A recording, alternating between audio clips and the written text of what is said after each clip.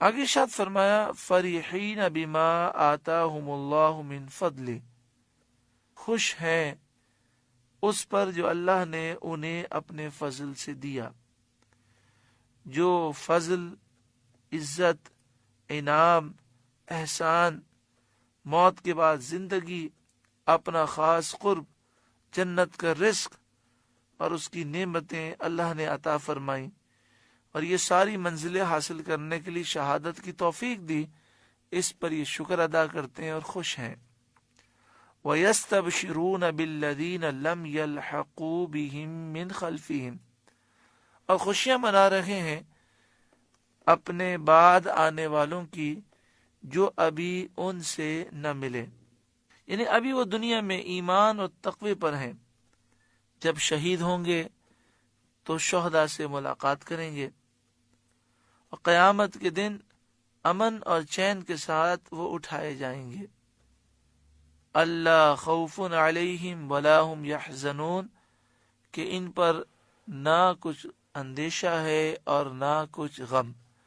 اس سے معلوم ہوا کہ شہداء جب شہید ہو جاتے ہیں تو انہیں اس بات کی خبر دی جاتی ہے کہ فلاں فلاں تمہارے دوست، احباب، رشتہ دار جو نیک صالح ہیں وہ بھی شہید ہو کر تم سے ملنے والے ہیں. معلوم ہوا کہ ان کے مرنے سے پہلے، ان کی شہادت سے پہلے شہداء کو اس بات کا علم ہو جاتا ہے کہ اس کو شہادت ملنی ہے اور وہ ہم سے ملے گا. اللہ تبارک و تعالی اپنے نیک بندوں کو بے حساب غیبی علم عطا فرماتا ہے. یستبشرون بنعمت من اللہ وفضل، خوشیاں مناتے ہیں اللہ کی نعمت اور فضل کی.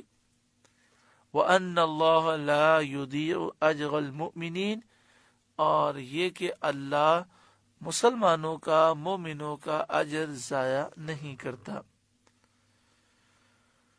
بخاری مسلم کی حدیث میں ہے، حضور صلی اللہ علیہ وسلم نے فرمایا جس کسی کے راہ خدا میں زخم لگا، اللہ کی راہ میں نکلا ہوا ہے اور زخم لگ گیا، وہ قیامت کے دن ویسا ہی آئے گا جیسا زخم لگنے کے وقت تھا.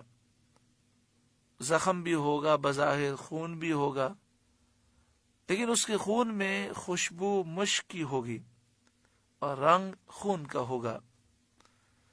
ترمذی اور نسائی کی حدیث میں ہے کہ شہید کو قتل سے تکلیف نہیں ہوتی مگر ایسی جیسے کسی کو ایک خراش لگ جائے.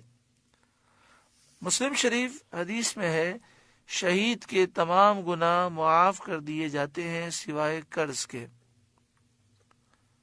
اللہ رب العالمین ہم پر خاص فضل و کرم فرمائے. سورہ آل عمران کا 17واں رکوع مکمل ہوا. اس کے نور سے رب العالمین ہمیں روشن و منور فرمائے. اس میں شہادت کا ذکر ہے، جہاد کا ذکر ہے. امت مسلمہ کو حقیقی طور پر جذبہ جہاد عطا فرمائے، شوق شہادت عطا فرمائے. اور جو اسلام دشمن عناصر ہیں، جو جہاد کی شکل بدلنا چاہتے ہیں اور جہاد کے عظیم اور مقدس کام کو وہ بدنام کرنا چاہتے ہیں، اس طرح کہ کبھی مزار پر خودکش حملہ کرتے ہیں، کبھی مسجد میں کرتے ہیں، کبھی مسلمانوں کے گلے کاٹتے ہیں اور اسے جہاد کا نام دیتے ہیں، یہ یہودیوں اور عیسائیوں کے ایجنٹ ہیں جو اس کے ذریعے مسلمانوں کے دلوں سے جہاد کی محبت نکالنا چاہتے ہیں. دعا فرمائے اللہ تعالیٰ انہیں ذلیل و رسوا فرمائے اور اہل حق کو اللہ تعالیٰ بیداری عطا فرمائے، جذبہ جہاد اور شوق شہادت نصیب فرمائے، ناموس رسالت کے لیے اپنا سب کچھ قربان کرنے کا جذبہ عطا فرمائے، اور پوری دنیا میں نظام مصطفیٰ صلی اللہ علیہ وسلم کو قائم کرنے کے لیے جد و جہد کرنے کی توفیق عطا فرمائے. آمین ثم آمین بجاہ سید المرسلین صلی اللہ علیہ وآلہ وسلم.